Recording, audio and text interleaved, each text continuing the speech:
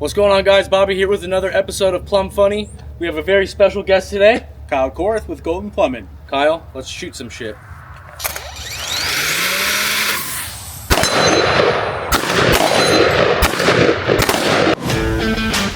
This isn't your standard home service podcast. Hosted by Bobby Danielson, PlumbFunny's the only show with world-famous guests you won't recognize, but you'll wish you worked with. Welcome to the messiest and funniest job site in podcasting. All right, Kyle. Thank you very much for coming out. Of course, brother. Kyle is a hell of a shot, I will say. When's the last time you even shot? Probably like a year ago, dude. It's been a long time. Really? Yeah, been a good while. And what was your favorite gun to shoot? Definitely the shotgun. Shotgun.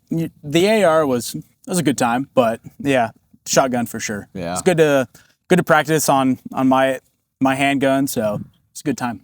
Great. What kind of handgun do you have again? Glock 43X. Oh, yeah, nice. Yeah. Just a little everyday carry. So. So before we started this, you were telling me a story. Let's just get right back into it. All right. Because I told you to stop. So before I wanted to start plumbing, my ambition ever since I was a little kid was to become a firefighter. And, worked all the way through high school. I'd say at about 16, I got into the Fullerton Fire Explorer program and really started to kind of, inch my way into it. You're not going to get anywhere in that industry unless you have people that know you, and you got to have experience. So I was trying to get ahead of the curve, as a young kid. So during that period of time, I was doing a ride along every other week. Can almost say it was a reserve program. It was more of like I was the head of, the Explorer program, and they were kind of just inching me in as much as they could. So I worked basically every other Saturday, full 24-hour shift at a Station 1. And during that time, I feel like I saw just about everything you could probably see in that time period. Fullerton's a small city, but a lot of stuff goes down, a lot of bars, a lot of crazy drunk people. So one Saturday, it was a very busy Saturday. We were already running a call. As soon as we pull back into the station, we get another call. And so we throw on the turnout gear and rush out. On the way, we ended up finding out that somebody had basically, it was a call for a structure fire. Unknown structure fire is what it was called as. We were definitely not first on scene, but when we showed up, a lot of fire trucks, a lot of ambulance, a lot of fucking police cars. Yeah. I mean, it was the full nine. So I was sitting there, being new into this job and career, and sitting there like, all right, something's definitely going on. But when we pull up, we end up seeing an electrical substation that there was a guy that was laying underneath a high voltage transformer. He was flailing his arms, screaming help, and was currently on fire at that point. Oh, yeah. Where did he get stuck? Like, was it like directly underneath? So basically, by the end of all this, we ended up asking this guy, why were you in there? And turns out, he was a homeless guy. He was a transient. We asked him this question. His simple response was, I was trying to find a place to sleep. Oh my God. Yeah. So did he not know what that substation was? I think he did. Yeah. I truly do think he did. I think he knew exactly what he was doing. Yeah. It's hard to tell because we never found out what happened to him after, but he lived? I don't think so. There's no way. Not after what I saw from him. So we pulled up and he's flailing in his arms. He's, Was it arcing off of the It wasn't arcing at that time, but he was still in flames. Yeah.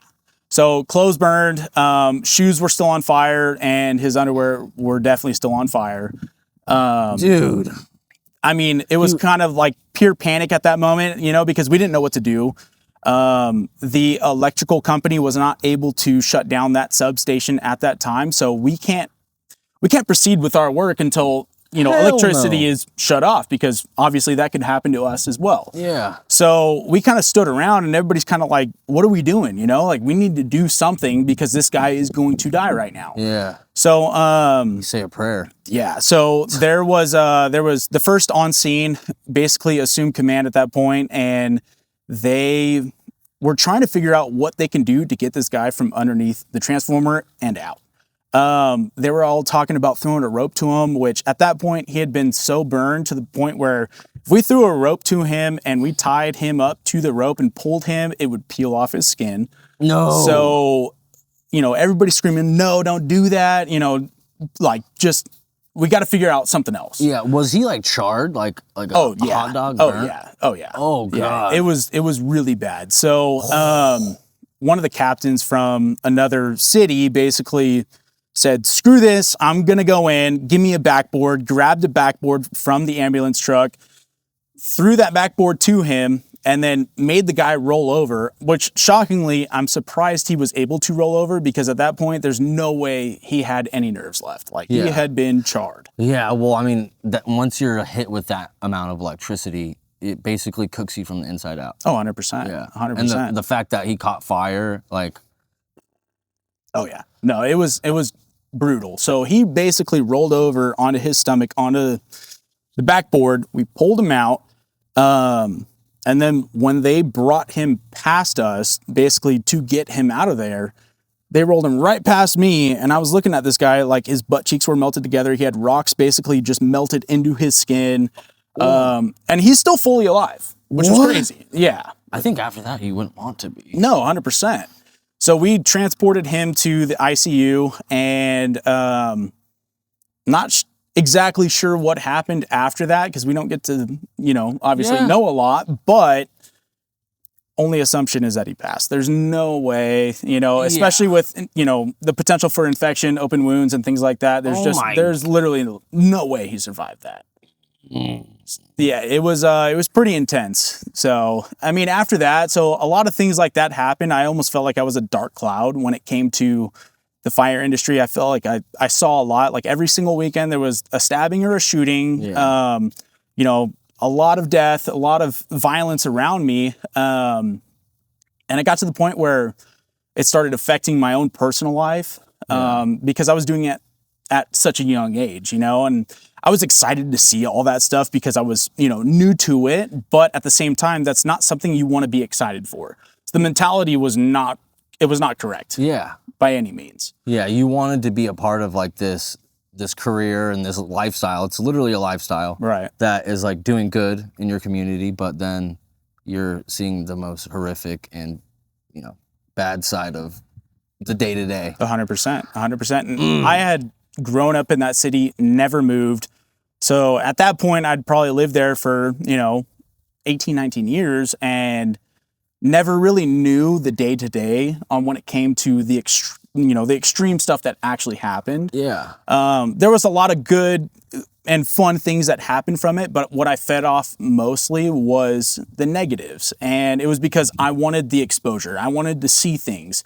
I wanted to be experienced in things that, a lot of other people are not experienced in, because I obviously wanted to save lives. I wanted to be in it. Yeah. But that mentality led me to a negative mindset where, it's just not right. Yeah. So I took a step away from it for a long time. It was probably about 6 months. I was going through EMT school. There was a lot of things going on mentally where, I wasn't passing EMT school. And it got to the point where when I took that step away, I started to feel better, and I completely stepped away from the fire industry, knew that was not going to be my thing. Yeah. I worked a couple different jobs after that, but the one thing that has stuck and probably will stick forever has been plumbing. So, yeah. So that's a crazy route to take to get into plumbing. Like, I feel like a lot of guys, maybe, I don't know, well, Jacob and Josh, they went law enforcement and then went into plumbing.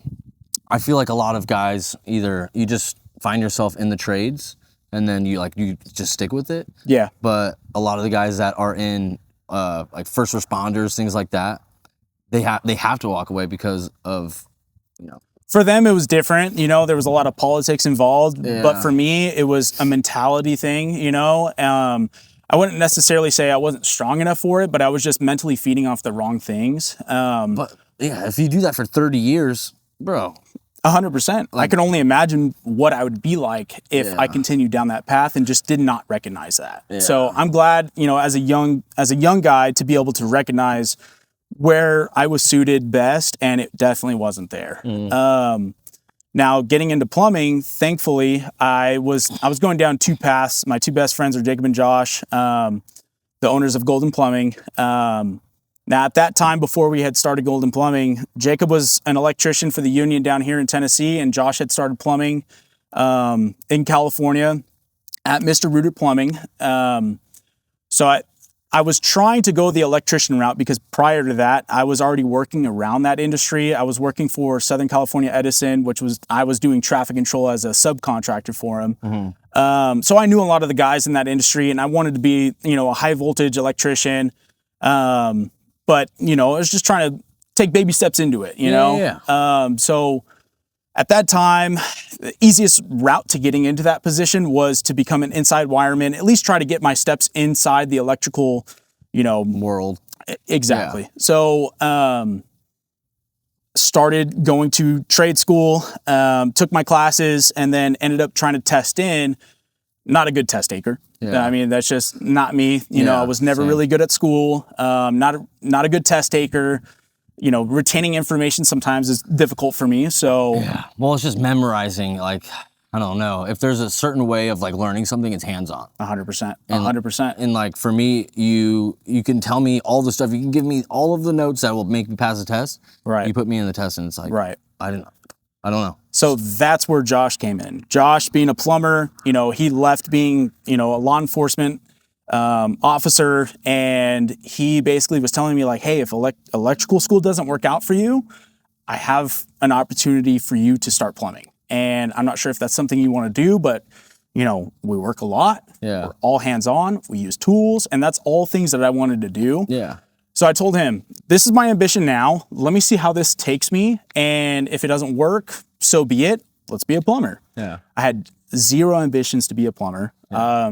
Even growing up, like watching Dirty Jobs, like always told my mom, like, I'm never going to do that. Yeah. Never going to play with poo. Like, I'm good. That's not me. Shut up, Mike Rowe. We're trying to get Mike Rowe on. That's like the ultimate goal. Of course, dude. Fuck, that'd be so cool. So, failed my test is what it is. Knew right away what I could do to at least get a good solid career foundation started was calling Josh. Yeah. So I called Josh. He got me an interview within probably 2-3 days. And this was at the union? No, this was at Mr. Rooter. Oh yeah, Mr. Rooter. So you had to take a test to... So no testing. So basically the way he promoted it to me was, hey, I started here in law enforcement. You know, this is all I've ever known.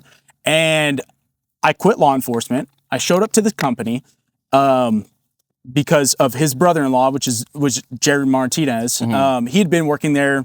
He's basically been a plumber since right out of high school. Yeah. So he basically contacted his brother-in-law. They had already been talking about plumbing, you know, the money and things like that. So he started plumbing. Yeah.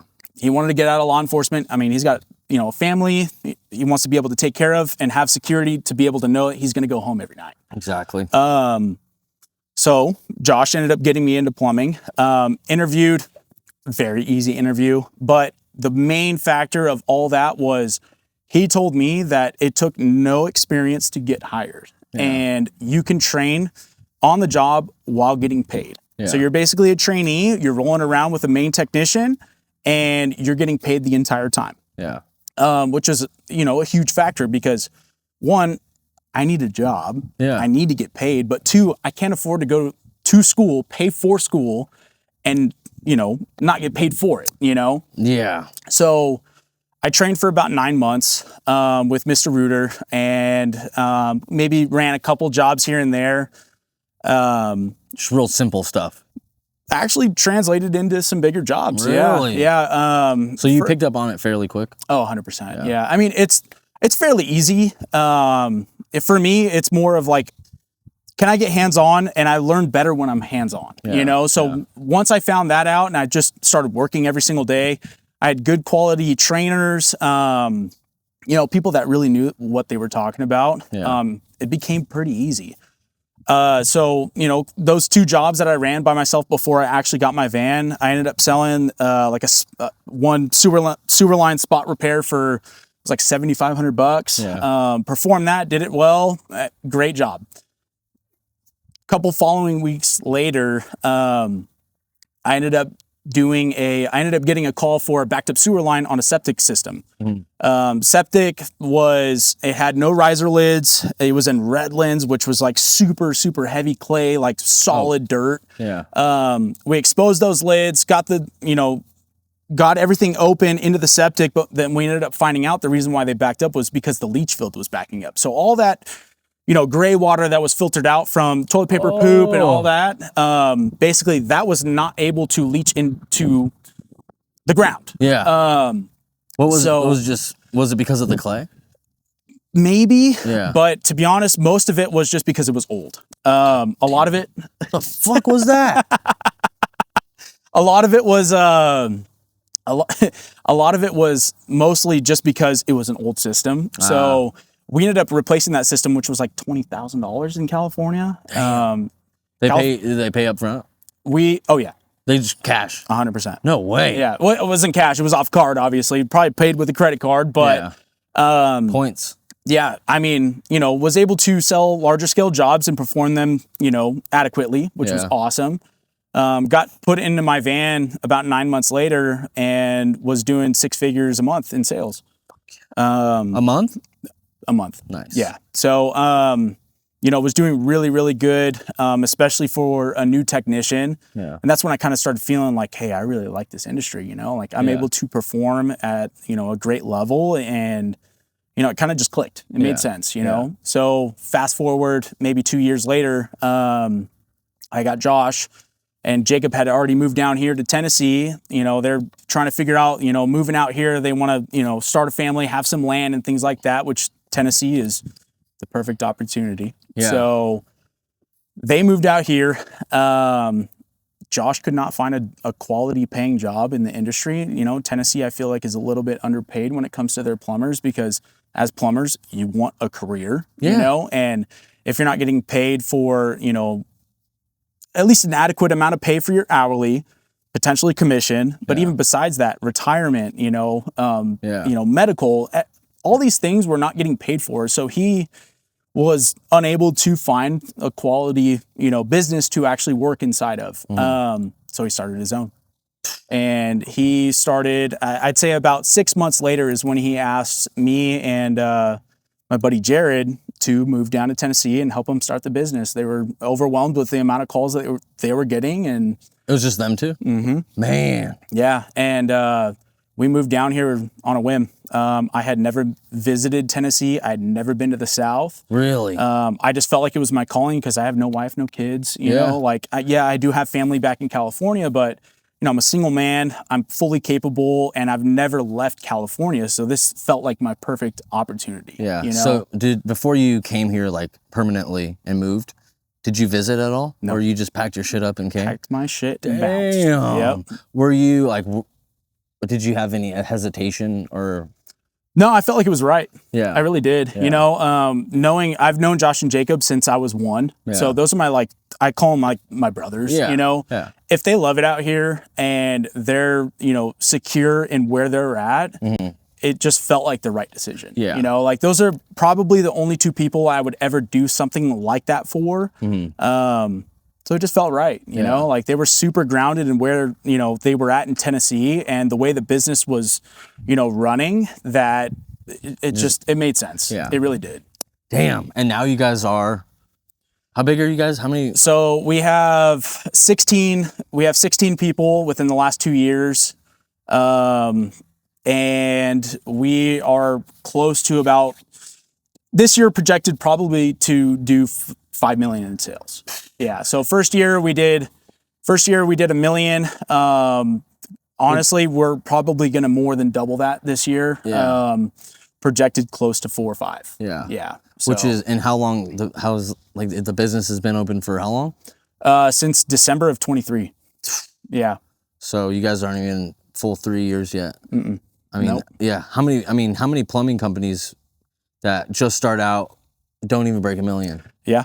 Like 100%. Yeah. 100%. But, you know, they push so hard in, you know, marketing and, you know, at least they're actually still in the field when it comes to larger technical jobs and things like that. So that's what really drives our guys, because our owners are still in the field. Yeah. You know, they're really pushing us because they're out there. Like, there's even been a time where I was with Josh at a call. It was probably about 10:30 at night, and he's inside of a sewer manhole running a hydrojet for us.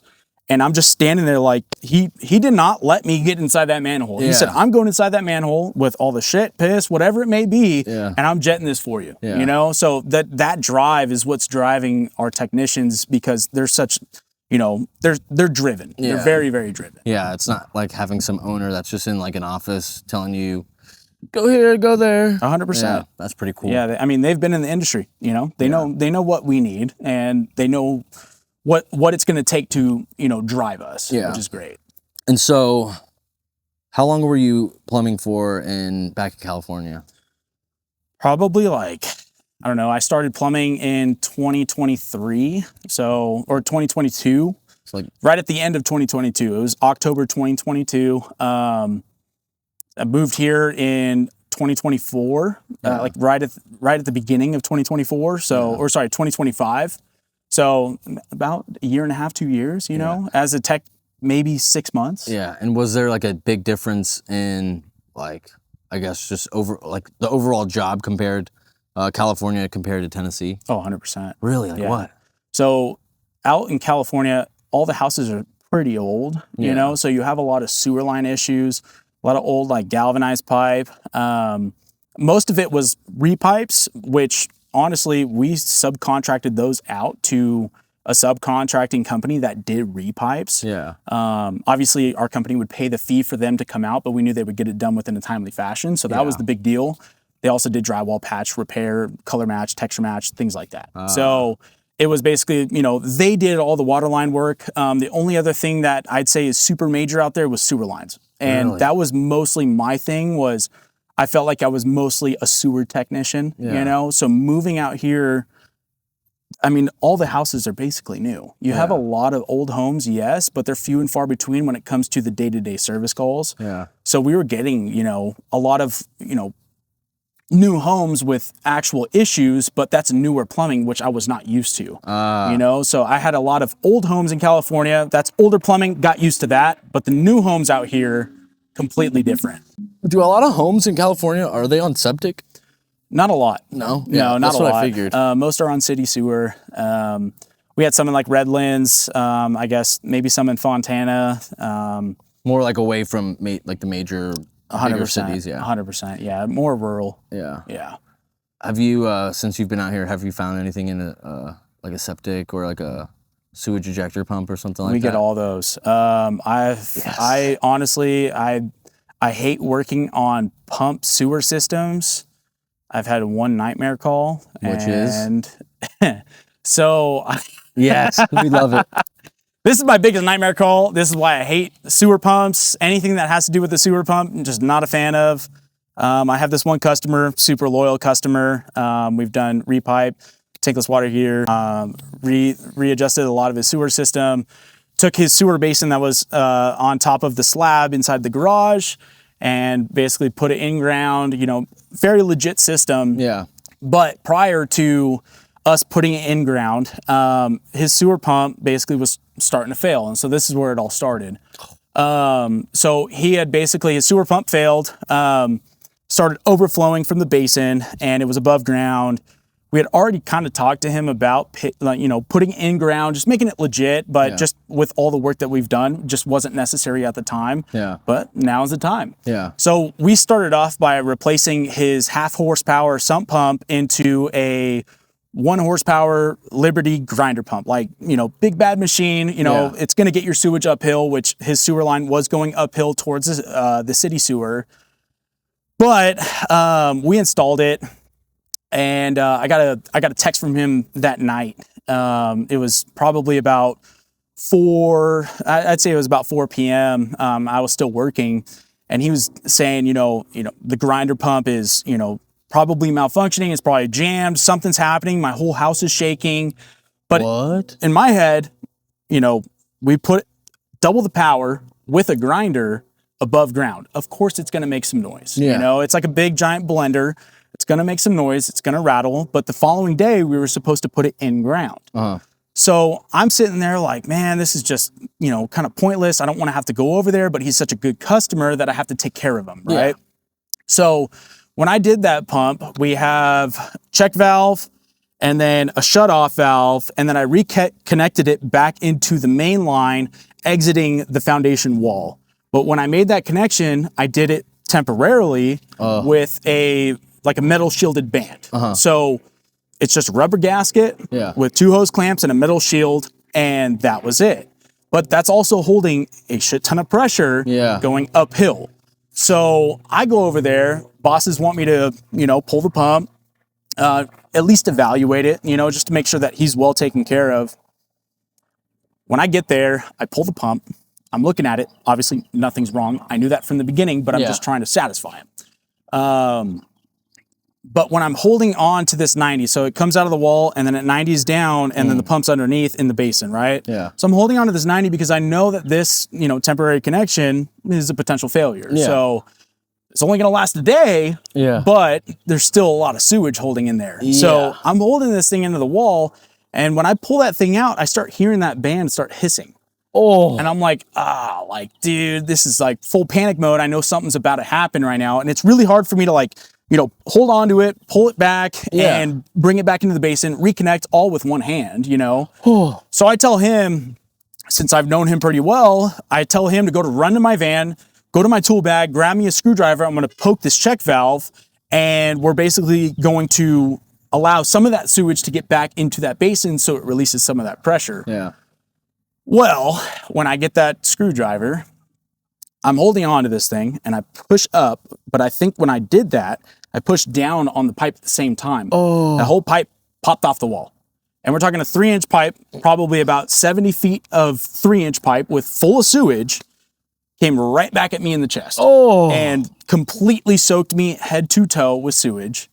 Only reaction after that point is to basically go over and try to stop it with my hand. Yeah. Well, when I did that, it sprayed me again. Oh. And then I ended up flooding his garage. Oh, with the fucking shit and piss. 100%. Oh. 100%. But what was worse was what was behind that pump was basically a pile of his most valuable stuff, because he had just moved in. So it's boxes of stuff, but I had no idea because, it's just boxes, right? Yeah.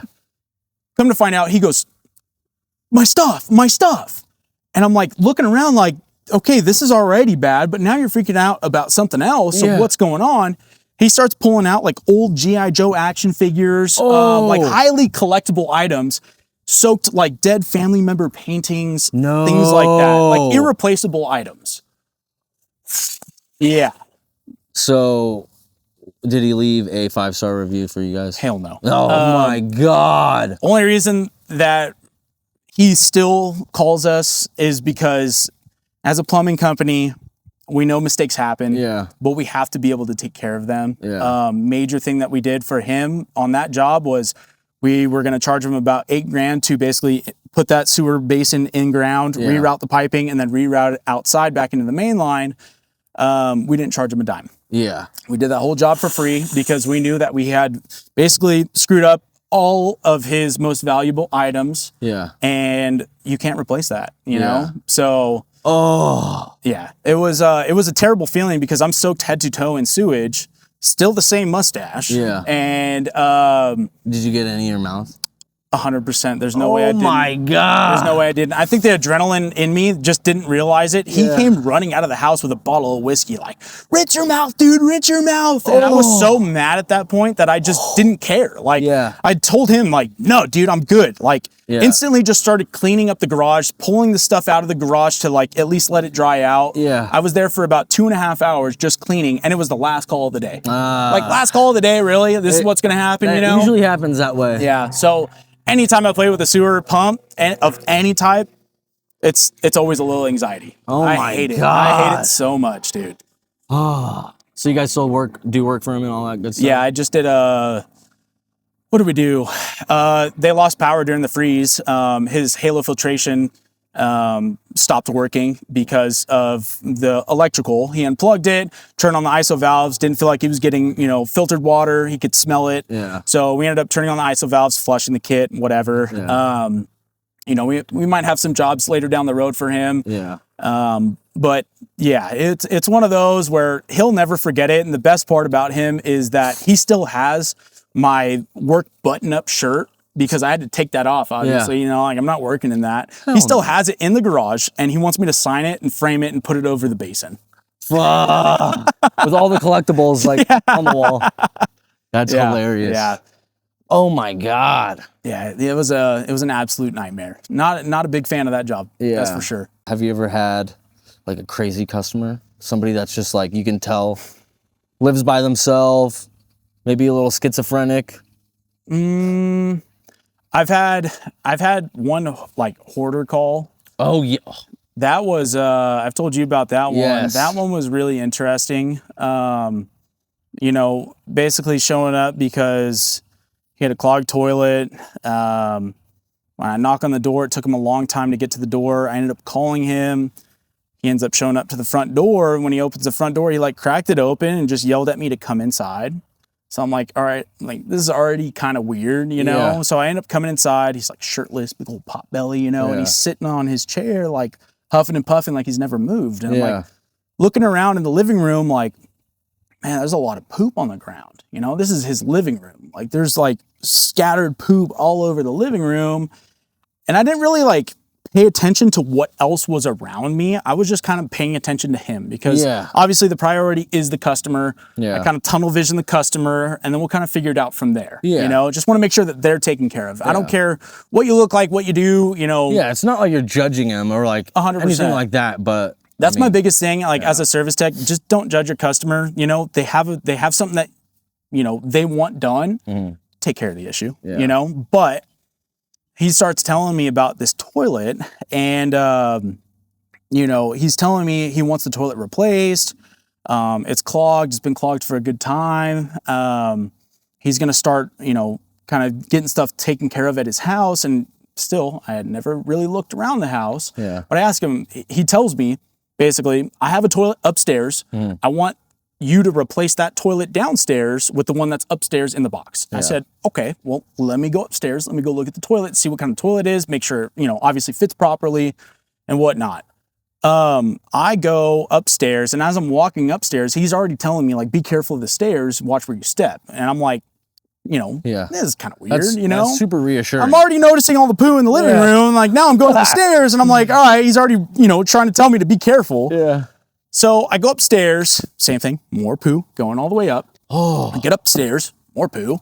And I'm looking at this box. Obviously, it's a toilet. Toilet will work. Yeah. So I'm like, okay, fine. Let me go back down. Let me talk to this guy. So I go down, talk to him, and I go, well, where's the toilet you want me to replace? He goes, just go around the kitchen. If you follow the kitchen, make a left. It's the next left. So I turn around and I start going towards this kitchen. It's literally a V of trash. Like it's just one small little skinny path all the way to this restroom. Yeah. Just a straight up V of trash. And I go into this restroom, and I'm hoping you could post these pictures because we're gonna put them in right here. Pretty wild. I see this toilet, nastiest looking toilet I've ever seen in my career, still to date. I'm looking at this toilet like, there's no way I'm replacing this. Like, there's poo on the ground, there's poo all over the toilet, and it's completely clogged. Like, I'm not pulling this toilet, throwing it away in my own truck. Like, this is a straight up biohazard. Like, I'm not doing that. Yeah. So go back in, and I'm like, hey, like, I'm not gonna replace this toilet until one, since you said your house is gonna get cleaned the following day, I'll do it then maybe. Yeah. But I'm not gonna get on my hands and knees to replace this toilet because of how nasty this is. I can unclog it. All he wanted was basically a toilet to function at that time. Yeah. So I told him, I'll unclog it. That's fine. And he goes, well, while you're at it, can you unclog the shower drain in that restroom? And then can you also relight my water heater? I'm like, yeah, that's fine. Yeah. I ended up charging him, it was like $1,100 to just auger his toilet. Yeah. Basically get it to work. He says, okay, that's fine. I walk outside, throw on a full crawl suit, respirator, goggles, you know, completely covered. Yeah, like 3 pairs of gloves. Yeah. Grab my auger. I grab a bucket with a trash can and a little army shovel. And basically, first thing I did was scoop out all of the solidified poo inside that toilet. As soon as I broke the crust, I have a full respirator on. You're still smelling it. I started gagging. I've never gagged in this job. Not once. Maybe one of the first calls I've been to was like bit of a shocker, but this one was through a respirator. Yeah. And I'm sitting there like, uh-oh. Was it just poo or was it like old? Well, what was clogging the toilet was like a can of soup. Oh. Yeah, so I ended up pulling out this can of soup. Oh, yeah. Like a real can of soup. Yeah, like a real can of soup. Oh, what like a Campbell's can. Yeah. So I ended up pulling out this can of soup and I'm like, well, duh, of course your toilet's going to be clogged from that. You know, you can't flush that. Did he know what was in there? Probably not, you know, like I told him it was in there and he just kind of shrugged his shoulders like it is what it is. Yeah. What? I mean, I'm talking this toilet was full to the top and old, nasty, like solidified poo. So when I broke that crust, I started scooping it into this bucket with the trash bag, just a couple scoops here and there. Yeah. I turned the toilet on and I let some water get into it so it can kind of, you know, liquefy a little bit. And then I run my auger. Somehow, miraculously, I got it unclogged and there was no leaks on the toilet, which blew my mind. What? And so then at this point, I had not seen the shower, which is right behind me. I'm just like one thing at a time, you know? Yeah. I'm already shocked by everything that's going on around me. Like, what can I not be shocked by now? Yeah. Turn around, shower completely covered in calcified pee. That was what was clogging his shower. Was he kept peeing in the shower and it just basically was like flakes of pee all over it. Oh my God. So then I had to run a snake through that shower drain and then relight his water heater, you know? It's just one of those things where you're just looking everywhere like, what is going on, you know? Hoarders always have a backstory. People always have a backstory. Yeah, that's the thing too. It's like, so I ended up getting out from that call, you know, kind of decontaminating myself, decontaminating all my stuff. Yeah. A neighbor walks out from across the street and she asked me if he passed away. She had not seen him in months. Really? So I tell her, no, he's actually, you know, trying to clean up his house and trying to, you know, better his life. Yeah. And she was very thankful for me telling him that or telling her that. But she had basically told me his backstory about both of his wives passing away in there. And, so I felt really bad for this guy. Yeah. Fast forward a couple months, I ended up showing back up to this house for a warranty, which was his shower had clogged up again. And it's because the cleaners were cleaning the shower. So all that calcified pee was now going into the shower. Into the shower drain at least. Yeah. So it clogged up the drain. He had cleaners come to like... Yeah, like basically, you know, like hoarder cleaners, you know? Oh my God. Yeah, so when I show up, they're all looking at me like, wow, this is crazy, you know? The dumpster's just full of stuff. Yeah. I asked them, I'm like, how is it? And they're like, well, it's better, but this is probably the worst one we've ever seen. Really? And I go inside. He tells me, you know, hey, you know, they're cleaning and blah, blah, blah. I'm looking inside like, wow, this is actually livable. Yeah. You know, like this is getting that much better. Yeah. He goes, they're cleaning the shower, you know, it's clogged. Once again, you know, can you run another snake? And I said, you know what? Yeah, that's fine. You know, I'll do it under warranty. It is what it is. Yeah. End up unclogging that drain and, you know, I ended up charging a service fee at least for it because we never really ended up charging for that original, you know, drain cleaning itself. We just charged for the auger. Mm-hmm. But I was taking payment from him and I told him, I was like, hey, you know, like, I'm actually really proud, you know, of what you're doing. You know, I know it's a huge step and I know it's really hard for you because the whole time he's like pacing around the house, like watching everybody, you know, making sure they're not touching his stuff. Yeah. But I told him this stuff and it was like the first time he's ever heard compassion in his life. He just started bawling, dude. Just fucking losing his mind. He needed just that. Crying like crazy, you know, thank you so much. You know, you've been nothing but a help to me and blah, blah, blah. And like, you just never know what you're going to walk into, you know, like you can always judge a book by its cover, but in the end, there's always a backstory. For sure. Especially with people that are hoarders. Like, I talked with another guy that was at a house like that, and it was just, you know, I feel like it stems from a loss, like they lose somebody or something, 100%. And then you start collecting, and like you know, spirals out of control. Yeah. Man. Yeah, that was probably one of the nastiest ones I've been to. I mean, I've been to a lot of nasty ones. Same like fire. I felt like I'm like a black cloud. Yeah. It's just sitting here. You're gonna get the worst of the worst always. Yeah.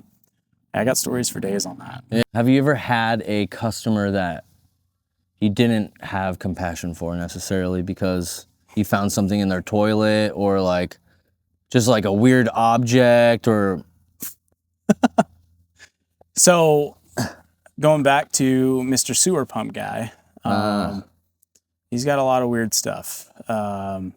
He's a very interesting customer of mine, but this is when I really found out how interesting he was. Not the way I wanted to find out, that's for sure. Yeah. But basically, give you a little roundabout of this guy and how, you know, we started out working together. He had just moved into his house from California, sight unseen. You know, a lot of issues going on, but main priority was he wanted water filtration. He had another company come out and pitch him a water filtration system. But that guy wasn't really necessarily a plumber. So he basically told my customer to go out and contract out a plumber to build an isolation valve kit for the system, and then he can basically install the system onto that isolation valve kit. Yeah. So I show up and I pitch him the price, but then I kind of ask him like, hey dude, like, what's the deal? Like, why are you going with this guy if he can't even plumb in the filtration by himself? He has to have another plumber install water lines for it. Yeah. And it's kind of weird. Yeah. I asked him how much and things like that. Well, we ended up selling him a better filtration system with an all-inclusive price with water lines and everything like that. Yeah. So he was like, gung-ho, I'm down, like, let's do it. You know, I'm from California, he's from California, really liked me. Yeah. Just hit it off the rip, you know? So, filter's done. Next thing is he's got CPVC water lines all around the house. And with CPVC, they become brittle over time, they freeze over, they crack, and a whole lot of, you know, problems when it comes to that. Yeah. Plus they also leach chemicals. Yeah. So, we gave him an option to potentially repipe the house. Yeah. Gave him an option for a copper repipe, and then we gave him an option for a PEX repipe. Price-wise, went with the PEX repipe, which I completely understand. Yeah. You know, copper's obviously not the cheapest thing on earth, especially now. But he ended up going with the PEX repipe. So we began the repipe, we ripped out all his lines. And the way we do it is basically we core down holes into the subfloor so we can feed lines down and figure out where all of our systems are that we need to re-tap back into. Yeah. So I go into the master bathroom. He's got, basically you go into the bedroom and straight ahead, there's just one singular vanity. And then you make a right into the bathroom and then vanity, toilet, and shower. Okay. So, you know, I start in this singular vanity inside the room, not in the restroom, but outside of it. And I kind of crawl in there and I'm starting to core down these holes. And when I get to the bottom of this hole, I felt something squishy and sticky inside, like on my elbow. And I like kind of pushed down on it and I'm like looking at it. And then, you know, typically during a repipe, we always explain to our customers, we're going to be in every cabinet. We're going to be on every fixture, you know, so make sure all these things are cleared out for us. Yeah. Which it was until I felt something. Oh. So then I feel this thing and I lift my elbow and I look up and it's like an 8-inch dildo. Oh. Sticky, nasty. Oh. Like, just why is this here? Why is this here? He wanted you to find that. I guarantee it. But at the same time, why is it sticky, dude? Yeah. Why is it like this, dude? Like, this is not what okay. Color was it? It was a white. Yeah. I'm more of a caramel, but I guess close enough to me, I guess. A little pinkish, you know? Oh my God. Yeah, awful. Awful, dude. Even after that, I'm like sitting at like, I'm sitting there like, it? No, I didn't say a damn word, dude. All I did was, he had like a little mat in there. All I did was just rolled it over to the side. Yeah. And just kind of left it like that. Yeah. Even after we finished the repipe, I didn't put it back. So they had to have put it back. Yeah. And then realized that was there. Even if they didn't realize it was there, now they fucking know. Yeah. You know, like, fuck. Never mentioned it one time. Like, I never mentioned it. He never mentioned it. It's kind of just, he knew I saw it. Oh my God. Dude, disgusting. You should have brought it to him. I Should've been like, yeah. Grab some latex and just, hey, what is this? What, did it have like a suction cup on the back? Yeah. It did? Yeah, it did. Oh! Yeah, it did. Yeah, I really did. Oh, God. Yeah, it was one of those, dude. I'm like sitting there like. You found a shower toy. Yeah. Bro.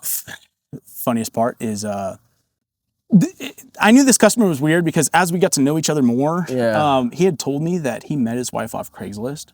What the fuck? Yeah. And I mean, they got 3 kids together. I mean, they're happily married. Yeah. But they're just weird, you know? Craigslist. So, I mean, like out here, like, and California, I've seen some of the craziest stuff, you know, some of the weirdest people just being in the service industry. You're going into houses every single day. Yeah. And you never know what you're going to walk into, you know? What the hell? Yeah. No, it was absolutely insane. Wild. What the fuck? I don't even know what to say to that. No, it's insane. You had another story that you wanted to get into as well. I've had a potential CPS call one time. It was when I was training in California. I was out in the desert, and I'm pretty sure I still have never really like confirmed it, but the guy that was training me just didn't want to go into this house. Yeah. And after going into this house, I really understood why. Was he familiar with it already? I think he had already been to that call. Oh, yeah. So me as a trainee, he knows I have already some experience, and he was just like, take care of it. You know, I don't want to be a part of this. Yeah. So I show up, go inside. As I'm heading up to the front door, you've got like a 3-year-old and like maybe like a 7-year-old with like both have flat heads, and they're like punching out this front door window, you know, just trying to like basically remove the window from the frame. And I'm looking at like, what is going on here? You know, like this is already off the rip, super weird. Yeah. So, like they were trying to escape? No. They were outside already. They were outside doing it from outside to in. Oh, da. You know, so I walk up to this front door. The front door is already open, and you know, I just say, hey, you know, my name's Kyle. I'm with Mr. Rooter Plumbing, and this girl comes like from around the corner, and she's got face tattoos like crazy. You know, just like one of those people you just know is all over the place. Yeah. I'm looking at the house, and there's stuff all scattered all over the floor, and there's like 3 or 4 kids there. Yeah. You know, ranging from I'd say probably about less than a year to like 8 or 9. Yeah. You know, so little kids. Yeah, little kids. Yeah. She starts telling me about all these issues, and I know the main reason why we're there is because they have a clogged septic. Their main line's clogged, septic's clogged, but she starts like sidetracking me into all these other issues. You know, while you're here, can you take a look at my shower? Can you take a look at my kitchen? Yeah. You know, can you take a look at this, that?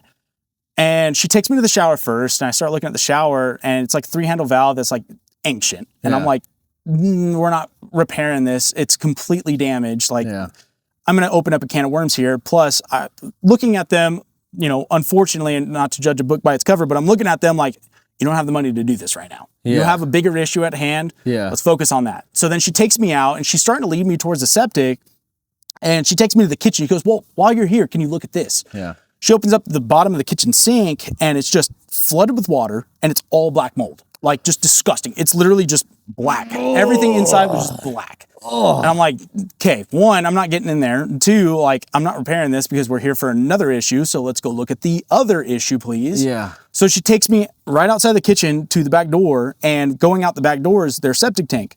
It's like a freaking lake of sewage. And mind you, like, you have the lake of sewage, you have all these little kids, and then even as I'm walking towards this shower, like, in the hallway, we're looking at, like, kitchen knives on the ground, just chilling there on the ground. Yeah. There's a kid that I'm seeing that's, like, crawling, you know? Yeah. And I'm like, dude, like, this is ridiculous, you know? Like, this is absolutely awful. Yeah. She ends up buying our cable price to run a mainline snake, just to at least temporarily relieve it. Yeah. We already know that she's got to get this pumped. We've already tried that, but she keeps insisting, you know, run the cable, I'll pay for it. Doesn't matter, you know? It got to the point where, you know, I would have had to have been like, maybe like half eye in sewage. And I ended up finding like this masonry brick, throwing it down, and I'm like doing the full on splits, trying to run my cable on a brick and then trying to touch grass. Yeah. The like 7-8-year-old kid ends up coming out to the back because obviously the, you know, kids of that age are curious. He runs outside and he starts like basically like running through this giant lake of sewage. Oh, and I'm screaming at him like, no, stop. No, go back inside. And he looks at me like scared, like, why is this like grown man yelling at me that I don't even know? Yeah. Turns around and runs back inside, but he's Covered. full of sewage. And there's like a 1-year-old laying on the ground, like crawling around. Like you can clearly tell what it is, right? Awful. Yeah. The whole time she's this, the girl that owns the house is like begging me not to call CPS because the previous plumber had called CPS. Oh. Yeah. So I'm sitting there like as a trainee, like, I don't know what to do, you know? Like, I'm going to run my cable and I'm going to bounce. Yeah. And so I got back after running my cable, didn't work, collected for at least what the job that we did. Yeah. And I go to my trainer. He's just sitting in the van writing up his invoice. And I'm like, we need to call CPS, dude. Yeah. Like, she begged me not to. He goes, nope, I've already called. He did? Yeah. He's already called prior to our arrival that day. Oh, so this is already a multiple, like, this has already happened multiple times.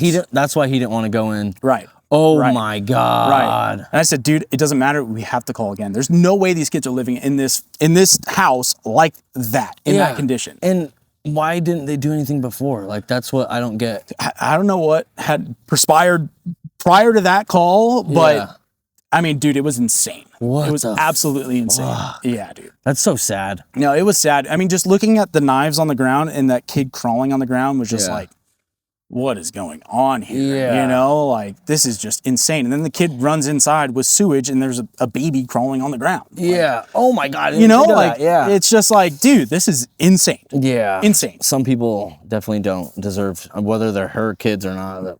No, it was wild. Wild. Yeah. I mean, in this industry, I guarantee there's going to be more stories like that. I mean, it's just only a matter of time. Yeah. The good thing is that the way our company is progressing, we're finding higher quality customers compared to those lower quality customers because the pricing has changed and things like that. Yeah. Which makes it a lot nicer for myself, you know? Yeah, for sure. You know, but people also, that like, dealing with that stuff. Right. You know, it's now people that want to pay for plumbing because they want quality plumbers compared to people that just want the small mom pop shop that's just going to get you the cheapest price possible because they just need the work. Yeah, exactly. Know? So it's much, much nicer the way our company's progressing, you know, and growing. It's great, dude. Yeah. It's great. Well, it's really cool to see your guys' company grow like as fast as it is right now. Right. What happened with that freeze? You guys had a 200 unit? Yeah, we had I think it was like probably 16 different apartments inside one complex. So I was only there for one unit. Basically, it was the worst unit. All the pipes froze in those units. Basically started at the top and all that flooding water, you know, worked its way down. There was, let's see, 4 units, 3 floors. So about 12 units per. Yeah. And every unit had a leak. And we're talking 3rd floor had subfloor warping to the point where it was like there's structural integrity issues and things People like that. People were living in there? No, not that time. So the people that were there had moved out because they had lost power. So with all the freezes, the trees were falling on power lines. Basically, you know, power companies shut down power just because, you know, there's a lot of hazards with that. Yeah. But people didn't leave their faucets running. That was the biggest issue. So they shut down the power. There's no HVAC working at that time. It's freezing and cold. Nobody ran their faucets. So now it just froze over these units, causing this absolutely huge freeze. I mean, we're seeing solder joints just popping from itself, you know? So we did that. We fixed all the leaks in that building that first day, but there was probably like, I don't know, 50 leaks, something like that, you know? Absolutely insane work. This freeze was crazy. I mean, no day lasted less than 15 or 14 hours, you know, at least for me. It was just nonstop work, leak, did not stop. Damn. Yeah. Are those pretty, like, fairly easy to, like, fix? In some cases, I mean, the best part about it is I've never had this really in my plumbing career, but the building's so destroyed that it does not matter if you're going to just crush drywall or not. Yeah. So we're literally just grabbing drywall and just ripping it off the wall and exposing these leaks, turning the water on, seeing it, and we're like, all right, cool. Rip this out. It was just like barbaric, you know, just plumbing, you know, which was awesome. Yeah. You know, it's just straight demolition and reinstall, which was nice. Get some anger out. Yeah. Oh, dude, it was great, dude. It was honestly one of the more fun jobs I've had just because you didn't have to care. You know, like who cares? Yeah. That must have been fun. No, it was a good time. Did you guys take any sledgehammers to like a fucking, just like a sturdy wall?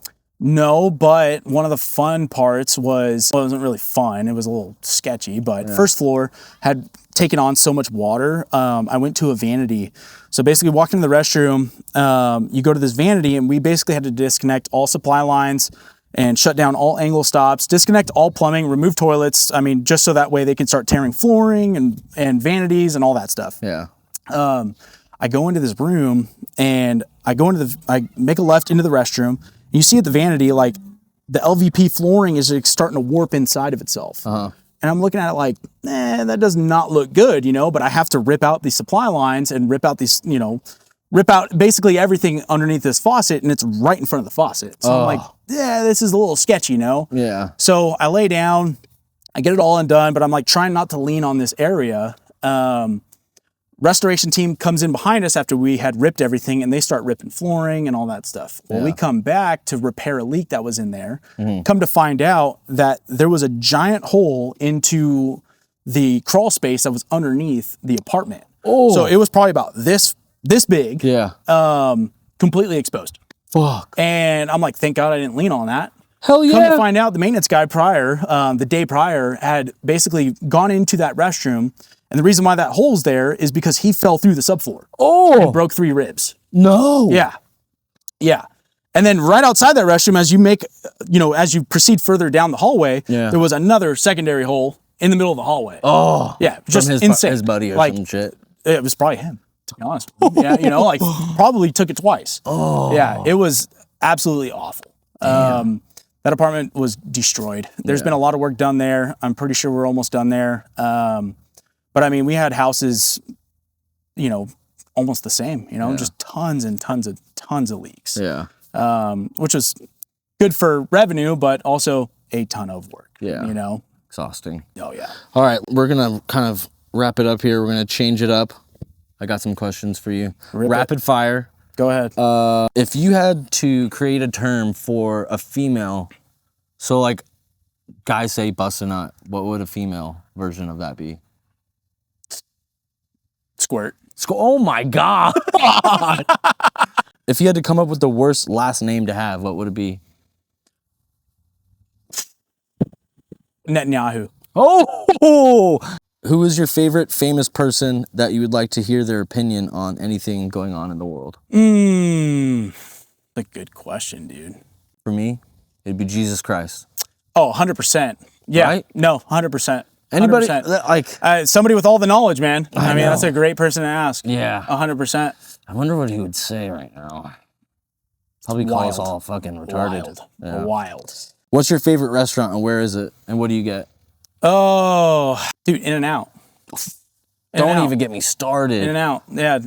Double with extra whole grilled onions, animal fry with grilled and raw onions, and a freaking Diet Coke, dude. Yeah. Neapolitan shake? Not a big shake person. Yeah. Not a big shake person. Whenever I have a Neapolitan shake, my farts stink. Oh, dude, give me extra chilies and my stomach will be hurting, but I'm so happy. Yeah. Give me all the spice in the world, dude. Yeah. Oh, yeah.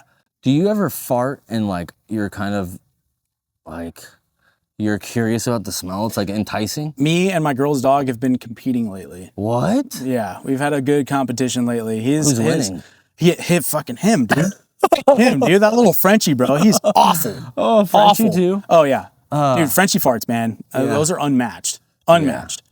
She had to change his food because of it. No way. Oh, yeah, dude. Damn. Oh, yeah. Full diet change. Yeah. Don't give Frenchies beef. Promise you that. What's a question you ask yourself regularly? Am I doing good enough? Ooh, I like that. Yeah. Am I doing good enough? Yeah. It's a good question to ask yourself. Yeah. You always got to doubt yourself, you know? Makes you better. What's something that you nerd out on? Like what blows your mind? Fishing. Yeah? I love fishing. I love water. I love fish. I don't know. There's something about the unknown underneath. Ooh. You know, what we can't see, you know? I can't live down there, so I don't know. Yeah, you know? It still freaks me out going into the lakes around here. I know we don't have alligators and stuff, but I think my favorite thought is when I do catch a fish, what that fish is thinking. Oh, yeah. You know, like, dude, what is this alien doing? Like, why did he pick me out of the water, you know? Yeah. Like, how did this happen? Do fish know that they're wet Like, do you think? Probably not. No. Probably like us with the air, you know, the atmosphere. Yeah, it's like, why am They I? probably drying notice a out? different pressure difference, you know. I don't know. It's pretty weird. Yeah. It's pretty weird. Just like when we go down underneath water, you know, and you get that like, you know, at least the pressure difference in your ears, you know, it's probably the same for them, you know. True. And I mean, I've pulled out fish from pretty deep, and you see their eyes bulging out of their head, you know, their tongues coming out, and things like that. You know, it's just a big pressure difference. Yeah. So. Are you catch and release, or are you catch and release for sure? Yeah. All right. Last question. You're hungry. You're thirsty, and you just showed up to your favorite gas station. What is your favorite gas station, food, snack, and drink that you're grabbing? Drink. It depends on how tired I am. Probably an energy drink. We're gonna go with like maybe a C4. I like the watermelon Jolly Rancher ones. I've never had a C4. Or the Mango Fuego. It's a new one. That one is super good. Mango Fuego's the flavor? Right. It's like a spicy mango. I'm gonna have to try that one out. And then if it's not energy-wise, I'm gonna go with some sort of soda, probably a Dr. Pepper Zero. Ooh. And then snack-wise, if we're like hungry and I can't get lunch, but I need something on the go, like quick, Tornadoes all day. That? The little like rollers. Oh. Yeah, the little taquito rollers. Oh, yeah. I'm going with the rollers all day. Tornadoes. Or they have these, I can't remember the name, but they're protein chips. Protein chips? Yeah, they're like a protein chip. Yeah. They're almost, they're basically a meat-based chip. Almost like chicken-based. Is it like a jerky? No. It's a chip. Really? It's a chip, yeah. Really good. Huh.